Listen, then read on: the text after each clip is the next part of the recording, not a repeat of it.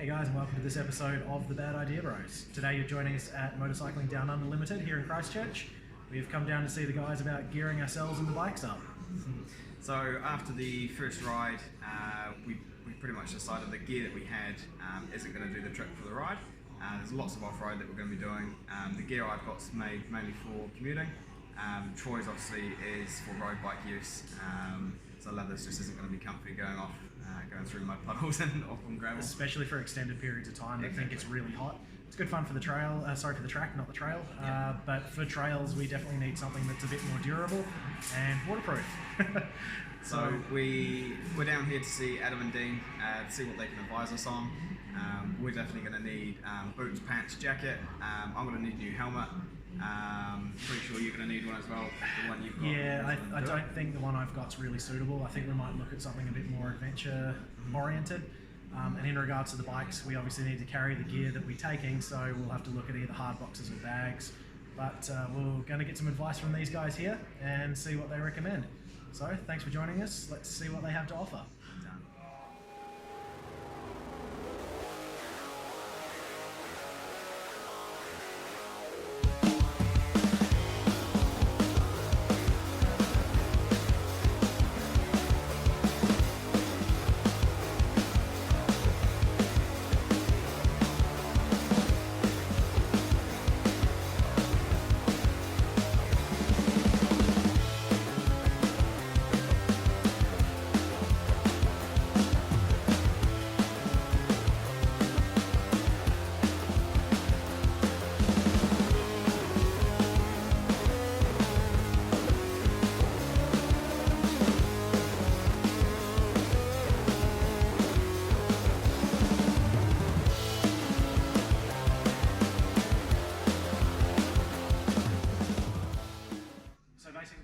Man, what we were thinking was going hard boxes on the back. Limits for space though, so I'm not sure about volume. There's definitely advantages between hard boxes and soft boxes. For what you guys are planning on doing, I'd probably recommend soft luggage. In the event of a tumble or a fall, you're going to be a lot less likely to damage bike boxes so that they'll stay usable. Hard boxes can dent and deform, the lids won't close, they'll no longer be waterproof, such things. The other thing is, if you do tuck the front wheel and the gravel and you put your foot down to save yourself and your foot launches backwards, there's a good chance it's going to hit the leading edge of the box and you can sustain damage this way. Yeah, soft luggage is going to give you a lot more protection from injury that way, but also if the bike falls and you have your clothing and anything soft on the sides, it also offers the bike some protection with cushioning for the fall. That makes sense. Yeah.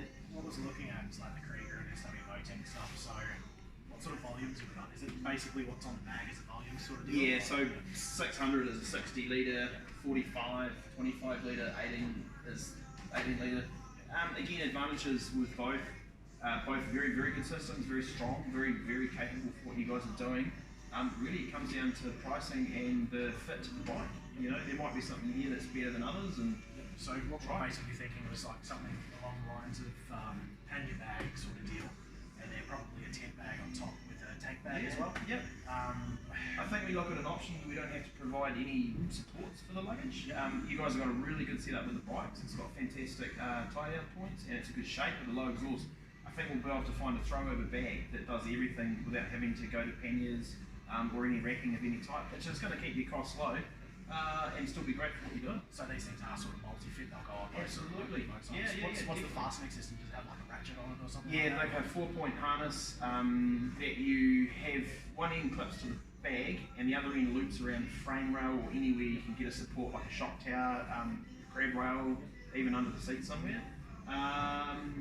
And that way you can secure them without having them flapping around, especially in the gravel and the corrugation and bits and pieces. Makes it a lot easier. Alright, well, I think it might just be a case of trying a couple on and see what looks right then. Well, I think this is the best idea. Bring the bikes in, let's slap a bit of luggage on it and see what happens and what fits and feels the best. Sometimes what we do is we think that we might have it right and we find that something else is a better fit for the bike and a better suited to the job. So let's have a go. Alright, man, sounds good. Cheers. Yeah.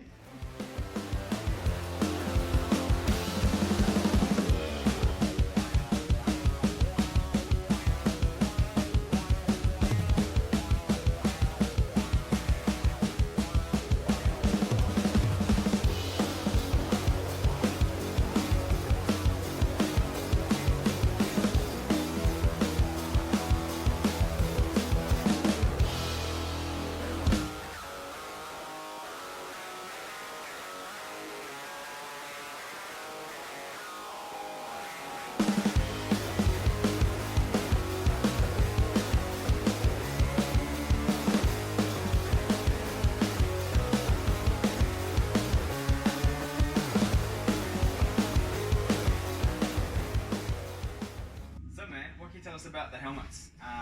Both of us are going to need helmets to go out for this ride. Sure. So yeah, I've just got an old basic thing, so I'm definitely going to need an upgrade. Absolutely. Well, I think with what you're going to be doing, you should look at an adventure helmet. The FFM Explorer is a fantastic one. Price point's awesome, and it's got all the safety standards. It's got to protect you in the event of an accident. Yep. You've got a peak, so it's going to help deflect the light away as well as the integrated internal visor. Yeah, nice. Yeah, and obviously plenty of room. Being a more of a motocross style helmet, the front sticks out more. If you're using a camelback for hydration, easy to get that through the front as well, and well ventilated. Yeah, nice. Nice. Absolutely. What's the like the road noise and those at the peaks? I've never ridden a bike with a peak. How like? You're going to have a little bit more than you will with a standard helmet, but they're not too bad. They're heavily vented through the top, Yeah.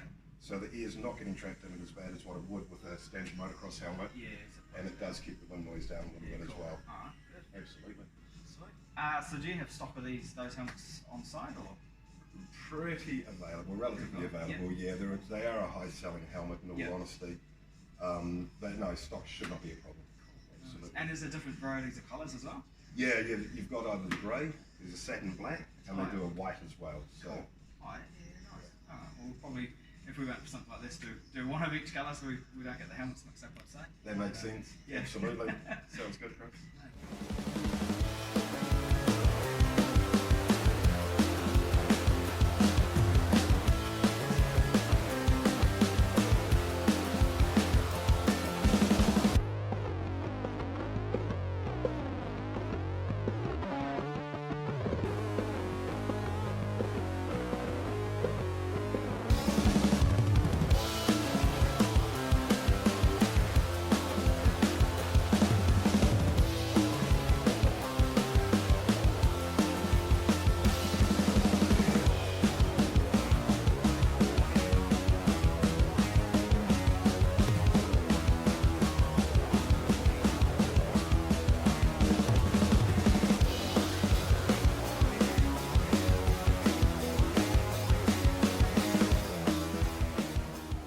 So in regards to the jacket, Yes. I'm used to riding in leather with like the arm delay backwards and thing. There's no ventilation, nothing like that. Yeah, So right. obviously most of the stuff I'm going to do is be off-road. I don't know anything about those men, so No, what you can tell us? actually have a nail on the head, really, to be fair. You are better to roll with the textile jacket. The Neo Tuxkin jacket is, it's going to work in the respect that it is a highly ventilated jacket. So you've got chest vents. Obviously, it's going to be running exhaust vents through the back. Just up here. So fresh air in and then. And then the air out. Yep. Air out, exactly. And then as far as the internals are concerned, it is a waterproof jacket with a quilted liner inside as well, so you can remove that when you get hot. It's a full length quilt right down to the end of the sleeves. Yep. And they obviously make matching pants as well. There's like loads of pockets on there too, man. It's pretty standard for touring like adventure jackets. Most gear will, yeah, absolutely. Same story on the back. Yep. They'll always have a pocket at the lower back here, so you can take the internal liner out and put it in. Keep it with you at all times. Waist Yeah, straps. heaps of adjustment on these too. Like it's this cord on there as well. So that's cool. Absolutely. Yeah, I mean obviously.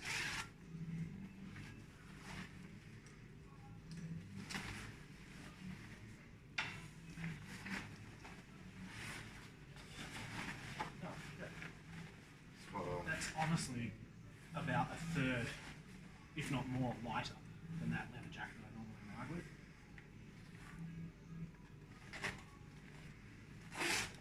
That's great. I think we just found my jacket on the shelf. Hey guys, so we pretty much know what gear we're going to get now. Adam and Dean have really sorted us out. So the time has come for us to see what we can find. You've seen me throw a jacket on, that's probably indicated what we're getting. But let's try it on and see how we look.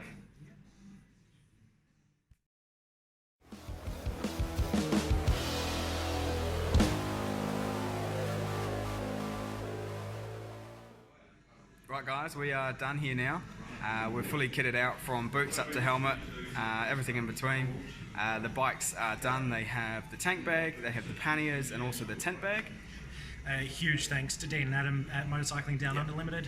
The guys know exactly what they're talking about when it comes to gear for off-road riding, for road riding, as you've seen in the footage, they've got loads of amazing bikes here, amazing gear, and they're really nice guys. So come and see them if you need some gear and you're in Christchurch. Done.